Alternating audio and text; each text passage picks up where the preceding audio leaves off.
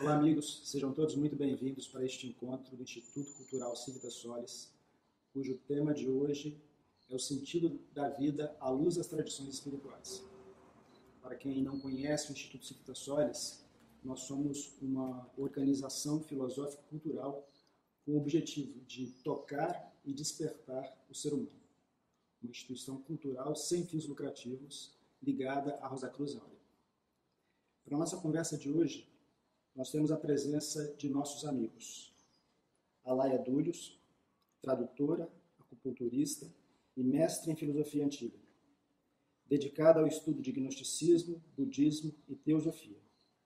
Daniel Plácido, formado em filosofia e história, professor do ensino básico e pesquisador de temas como sufismo, teosofia e romantismo.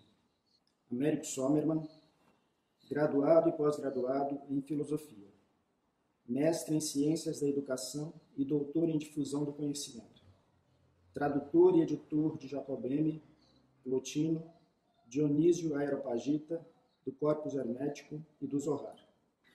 Juraci Júnior da Silva, graduando em filosofia pela Unifesp, pesquisador do cristianismo gnóstico a partir da concepção valentiniana do Logos. E Aquilino Paulucci Neto, membro do Board Internacional da Rosa Cruz Áurea, responsável pelo Brasil e países de língua inglesa, e membro do Conselho do Instituto Civitas Solis. Eu sou Adelmo Avancini, também membro do Conselho do Instituto, e vamos conduzir esse encontro a partir de algumas questões provocativas. Quem somos? De onde viemos? Para onde vamos? Como as tradições espirituais respondem a essas questões? E como o indivíduo pode encontrar suas próprias respostas? Esta é uma questão simples, mas é uma questão clássica da filosofia, que vai colocar essa questão num plano intelectual, num plano especulativo, da religião, que vai colocar essa questão dentro de do domínio da fé, daquilo que a pessoa acredita. E as tradições espirituais, as tradições esotéricas, vão colocar isso como uma questão de uma experiência, de um conhecimento. Né? Então não é uma questão especulativa, não é uma questão de crença. É uma questão de conhecimento direto, de uma experiência, de uma gnose. Né? E entrando numa dessas três grandes áreas do conhecimento, né, que são as tradições espirituais, há uma unanimidade, até onde eu conheço, uma resposta sobre essas três perguntas fundamentais. Para todas as tradições, ou a grande maioria delas, o ser humano ele é um pensamento de Deus. Ele primeiro surge como uma das possibilidades da criação, então ele tem uma dimensão dele que é um arquétipo primordial daquilo que vai ser a natureza humana. Num segundo nível, há uma alma, uma centelha divina imortal, uma psique imortal. Essa psique imortal, ela é criada na fronteira entre esse mundo das ideias ou das formas arquetípicas, onde estão todos os pensamentos de Deus, né? Tudo aquilo que a inteligência divina sonda na sua própria sabedoria e dá uma primeira forma às essências que estão nesse mistério da sabedoria divina. Essas psiques imortais, elas estão na fronteira entre esse mundo inteligível, se a gente usar o sistema platônico, ou o mundo de Atzilut da Cabala e o mundo de Briá na Cabala, ou o mundo das almas na tradição platônica. E essas almas imortais que constituem a natureza humana na sua singularidade já livre, né, onde ela vai descer a manifestação para experimentar a possibilidade de se afastar da origem divina e ficar distante ou retornar à sua origem e se casar com a sua ideia arquetípica, né? Então essa alma espiritual, ela vai descer a outras almas, ela vai ser envolta em almas periféricas, alma astral, depois alma etérica, para poder descer a essa corporalidade densa, da matéria densa. Precisa de uma mediação entre a alma espiritual e a corporalidade densa. Então, respondendo um pouco a questão de o que é o ser humano e a sua origem. Eu gosto muito da visão da unidade, quando a gente discute quem somos e de onde viemos. Inclusive, a maioria das tradições que ao menos eu conheço, creio que só o budismo começou do contrário, de baixo para cima, do sofrimento humano para a iluminação, mas a maioria começa, né, por um lado mais metafísico, né? E sempre há essa questão da unidade, seja nas tradições hebraicas, com o Ein Sof, seja no Plotino, com o Uno, os gnósticos também, o inefável, o Uno, o indiferenciável. E aí o ser humano, eu ao menos enxergo assim, o ser humano é essa centelha divina que desce ao longo da manifestação do cosmos, passando por todas as camadas da existência e precisa recuperar a sua origem. Então, em essência, nós somos unidade. Pensando um pouquinho nessas três questões, né, tentando diferenciar, mas não contrariar o que foi dito, mas trazendo para os primeiros cristãos gnósticos que viviam justamente como os valentinianos, né, que viviam no seio da igreja naquele tempo, eles vão ter uma percepção distinta justamente de como que era a constituição do homem, convergindo justamente para essa ideia de um antropos, né, de um homem primordial, de um ser primordial que habita justamente na mente do Uno, né, do Deus Pai. É isso que parece que não vai ser muito bem compreendido naqueles que, especialmente nos primeiros 2 séculos, emitiram um processo de canonização, de institucionalização, e entre outros conceitos que acabaram servindo como estigmatização desses que tinham uma ideia, uma concepção distinta de como que era a constituição do homem, né? Um segundo momento, né, nos primeiros princípios, que seria visto pelos mitos gnósticos como uma antropogonia, né? O que acontece? O homem ele tem uma constituição, digamos, psicoquitônica, né? Ou seja, uma alma da terra. Né? E nisso ele tem alguns aspectos que eles são impulsivos, né? Que são viciosos, né? E é justamente para essa distância, para um olhar distante disso que o valentiniano ele vai tentar abordar e mostrar aonde está a verdadeira, né, a verdadeira essência, a natureza humana, que é justamente a necessidade de se seguir um processo iniciático, um processo de casamento com o homem primordial. Sim, o esquema valentiniano é como o Américo colocou, que há um homem primordial que é refletido nas águas e é copiado por um demiurgo. Então é interessante como nós seremos uma cópia desse homem perfeito, mas que há camadas do nosso corpo físico, etérico, astral e da nossa constituição que precisam ser descascadas para a gente chegar à essência que é o aspecto luminoso do nosso ser. Esse ser humano primordial, que a Kabbalah chama do Adam Kadmon, né? Que é o corpo de Deus no mundo das ideias, né? No mundo de Atzilut. Então esse Adão primordial, arquetípico, que o Juraci Ayala estavam falando também, na tradição judaica mais secreta ou mais profunda, oral, é chamado de o Adam Kadmon, o Adão primordial, e ele vai ter esse reflexo dessa natureza humana primeira, que é o primeiro corpo da manifestação divina, né? São as 10 primeiras sefirás emanadas, os primeiros 10 movimentos de Deus na sua extensão de auto-revelação.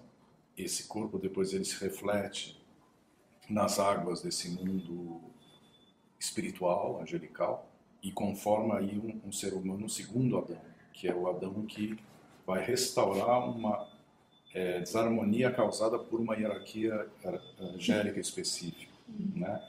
Uma parte das hierarquias espirituais, isso conforme todas as tradições espirituais ou muitas delas, uma parte dos seres espirituais, de outra natureza não humana, sai do equilíbrio, sai da humildade, destrói uma parte desse mundo espiritual, gera uma materialidade mais densa, né, que é a materialidade que vai constituir esse universo conhecido pela ciência contemporânea. E esse segundo Adão, que é um ser andrógeno espiritual, ele tem por função redimir essa matéria que foi alterada por essas hierarquias angélicas que saíram da harmonia, né?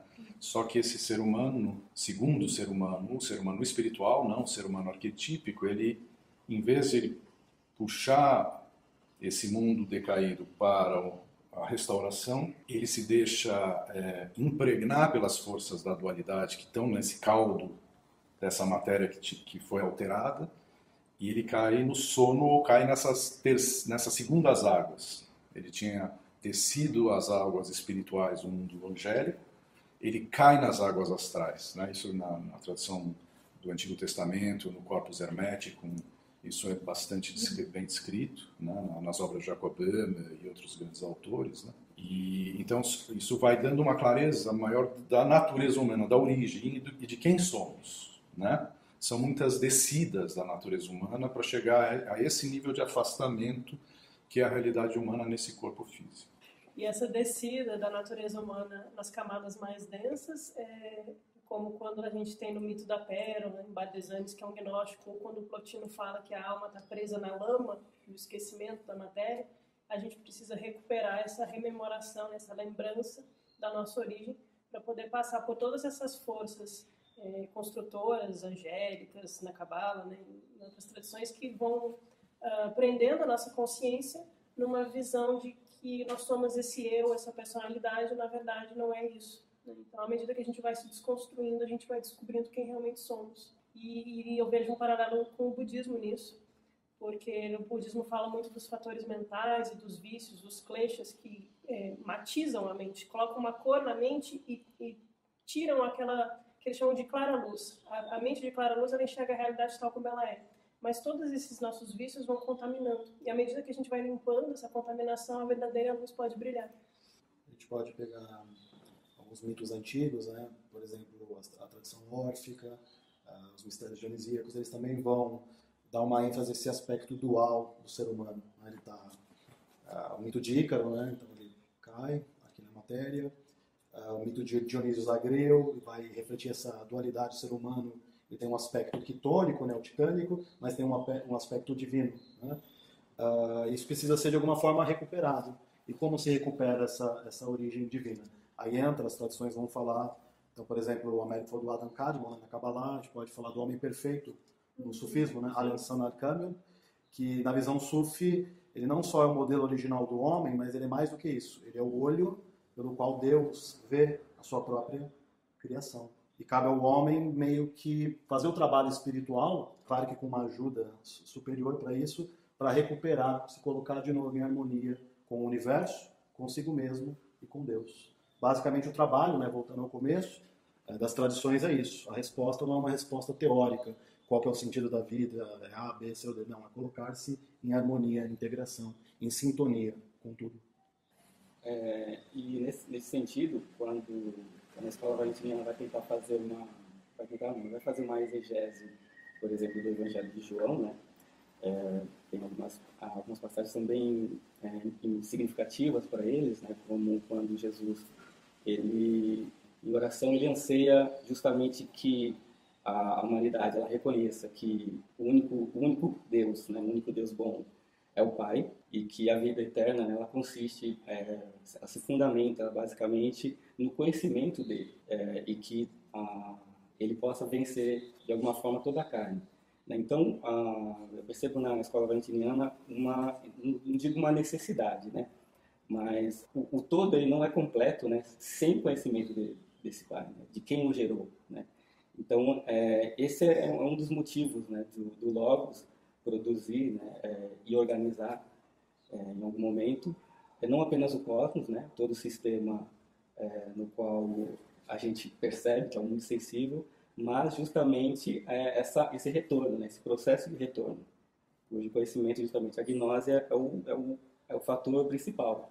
E também, como o Daniel observou, e o Juraci, quando ele fala dessas almas mais densas, né, que constituem a estrutura da natureza humana, como essa alma telúrica, né, ou também tem a dimensão vegetativa dessa alma, a dimensão mineral dessa alma que está no ser humano, depois a dimensão animal da alma e a dimensão racional, né, são as dimensões inferiores da psique, para não desvalorizar essas dimensões, as dimensões mais externas ou mais primitivas, embora elas tenham uma função, né, e elas devem ser, primeiro, de alguma maneira transcendidas através da gnose, da compreensão dessa origem da natureza humana e da compreensão da própria natureza humana, que isso é a gnose. A gnose, no primeiro momento, ela gera essa desidentificação da consciência em relação a essas partes mais densas da natureza humana, dessas partes que estão mais próximas da corporeidade, da personalidade, que é conhecida pelo ser humano convencional. Então, primeiro ela cria uma separação, uma capacidade de transcender essas 2 ou 3 almas mais periféricas, e depois, mas só que depois, né, como o Daniel trouxe também os ensinamentos das tradições, do sufismo e das grandes tradições espirituais, essas almas elas não vão ser descartadas, elas têm que ser integradas, transmutadas para a constituição desse antropos primordial dentro de nós, para que a gente seja a semelhança desse ser humano primordial, do homem perfeito, né? Do ser humano universal. Essa é a finalidade da vida humana, mas a gente vai voltar a isso, né? É preciso primeiro transcender essas almas que nos aprisionam ao corpo e essa personalidade separada da unidade primordial, mas depois é preciso transmutar, levar a luz divina a todas as partes da natureza humana, mesmo as mais obscuras, né? Para transformar, como o budismo diria, o samsara em nirvana. Então, tornar tudo manifestação divina, tudo bênção, né? Tudo vida espiritual. Eu acho interessante como, à luz, né, desse pressuposto, as tradições elas vão trazer imagens poderosas, algumas foram citadas, histórias, mitos, né, no seu sentido mais profundo. Né? A Laia citou o hino da pérola, né, o gnóstico, mas isso é o tema do filho pródigo. A gente pode pensar no tema, a linguagem dos pássaros, né, os pássaros que estão exilados do seu mundo original. A gente pode ver, por exemplo, a imagem na tradição hindu do combate de Indra com a serpente, e aí representa um aspecto desse trabalho, que é o combate contra o ego, né? O combate nesse sentido de uma transcendência, de uma superação. Podemos pegar as histórias alquímicas, né, do casamento do rei e da rainha, do trabalho, né, o trabalho maçônico, tem várias imagens e referências que sinalizam, né, e o indivíduo deve buscar uma compreensão profunda, um trabalho interior em cima desse estoque, né, de imagens que as tradições colocam, né, à disposição daquele que busca.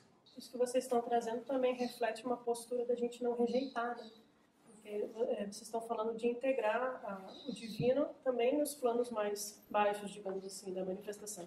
Então é a questão alquímica da transmutação, não da rejeição daquilo que é mais externo da manifestação. Né? E à medida que a luz pode passar por todas as camadas, ela pode ir trazendo essa limpeza e essa reunião ao que realmente era anteriormente. Então, por isso que, segundo as tradições espirituais e a própria vivência, né, do caminho, mostram que a gnose, que é essa rememoração da origem e da natureza humana, ela cria esse sol, essa sutilização da consciência que transcende essas dimensões mais próximas da corporalidade, da personalidade. Então, que no budismo a gente poderia dizer que é a pequena iluminação, né? Que é a abertura do centro frontal no hinduísmo. E só que para chegar à grande iluminação, que é a Mé, né?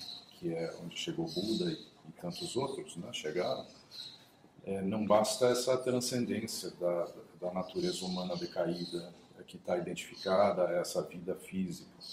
É preciso transcender e depois integrar, e integrar os 5 níveis nomeados em algumas tradições, níveis da alma, né, níveis da consciência humana. Falando um pouquinho dessa pergunta sobre a perspectiva da Rosa Cruz Áurea. A Rosa Cruz Áurea é uma escola que tem, assim, a origem do seu ensinamento calcada principalmente num tripé. No gnosticismo, no hermetismo e numa visão esotérica do cristianismo. E por isso, né, a visão tradicional da escola é uma descrição que passa por muitos dos elementos que os nossos amigos aqui delinearam assim, de uma maneira tão viva, né? Mas tentando colocar de uma maneira assim, sintética e simples, né? A essência do ser humano é uma essência universal. E nós podemos assim, descrever isso, né, como um arquétipo universal. Na linguagem da Rosa Cruz Áurea, o ser humano é como se fosse uma célula do universo. É um micro-universo, um microcosmo. E no centro desse microcosmo tem justamente o quê? O centro do universo, que é multidimensional, e que, portanto, é a quinta essência, né? Uma centelha universal no coração do ser humano. O ser humano é, ao mesmo tempo, consciência. Ele é um fluxo de energia. E essa consciência é o que em muitas tradições se chama de alma. Uma alma individual, mas uma alma que é a imagem da alma universal também. E o ser humano é manifestação. O ser humano é um vaso alquímico que dá respaldo para essa consciência se manifestar como um reflexo desse princípio universal. Então, quando a gente olha, né, para esse ensinamento, com essas 3 perguntas, né, minha origem, o que sou e o que posso ser, né, para onde vou, e traz isso para o ser humano, nós podemos enxergar os 3 mistérios clássicos da Rosa Cruz, aí, como uma proposta não de responder essas perguntas, mas como uma possibilidade de enxergar um caminho para que o próprio ser humano consiga responder essas perguntas por si mesmo. Porque todo o ensinamento, todas as tradições e tudo mais, são conjuntos de conhecimento que tentam trazer para o ser humano a possibilidade de descobrir esses elementos em si. São grandes espelhos. E o ser humano precisa ter a coragem, né, de mergulhar em si para descobrir suas próprias respostas. Então, por exemplo, o primeiro mistério, né, que está ligado com a primeira pergunta, né, de onde vem? É o mistério do despertar da verdadeira consciência. É o mistério simbolicamente falando, né? Na verdade é o processo orgânico, né, de passar por isso, onde essa centelha, esse princípio universal, desperta no ser humano. E isso adiciona uma perspectiva à vida daquela pessoa, né, que vai simplesmente revolucionar toda a trajetória de vida dela. Então, se esse princípio universal não desperta, o ser humano nem se pergunta de onde vem. Porque o grau de identificação que ele tem com a realidade exterior é tão grande que ele não percebe nem a dimensão interna. Isso para na trivialidade dos desejos, dos pensamentos, dos impulsos e tudo mais. Então, se esse ponto, que é essa perspectiva de fora da personalidade humana, não desperta, o ser humano não se coloca nem diante dessa pergunta. A partir desse momento, onde essa centelha desperta, o ser humano precisa, então, percorrer e batalhar um caminho enorme, né, de transformação da sua consciência, de algo isolado, separado, apartado dessa origem que ele carrega em si e a sua manifestação do dia a dia, a sua própria vida. Então, quem sou, de onde venho, né, esse de onde venho está muito mais ligado a que consciência que se manifesta em mim. É uma sombra, é a sombra da consciência universal, do meu eu, ao qual eu estou completamente apegado, ou é algo diferente? Então, na medida em que o ser humano desperta para essa segunda pergunta, né, ele começa a buscar elementos de transformação da sua própria alma, da sua própria consciência. Com base no quê? Com base nesse princípio original. E aí, né, a terceira pergunta, e aí eu ouso dizer, né, que nós estamos chegando como sociedade, como humanidade, como coletivo, né, diante da falência de todas as respostas que a gente criou para nós mesmos, no sentido de criar um futuro, de criar uma perspectiva, de criar um caminho de vida, né? Porque como o paradigma intermediário continua sendo o eu, o apego, o egocentrismo, o ser humano é incapaz, né, de determinar para onde vou, para um caminho diferente da mera repetição do ciclo do egocentrismo. Então, assim, para responder de verdade à terceira pergunta, o ser humano precisa ser a própria resposta. Ele precisa ser um outro ser humano. E aí vários de vocês falaram, né, na questão da unificação dos dois aspectos da vida e da transmutação do próprio vaso da manifestação, da própria corporeidade, da personalidade, integralmente, através de um processo alquímico. Então, com isso, né, o ser humano desperta em si o princípio universal. Com base nisso, se transforma a consciência, e com a consciência transformada, a vida mesma passa a ser um pedaço integrado dessa resposta. Interessante que as diferentes respostas, né, elas têm uma sintonia muito grande e, ao mesmo tempo, nós percebemos que existem nuances diferentes, né? Às vezes, chama-se mais atenção para a questão da dualidade da realidade, né, de como houve uma queda e um afastamento de uma condição original. Por outro lado, existem tradições, como o próprio cristianismo de Valentino, que fala apenas de um esquecimento, né? Na verdade, nós esquecemos o que nós somos.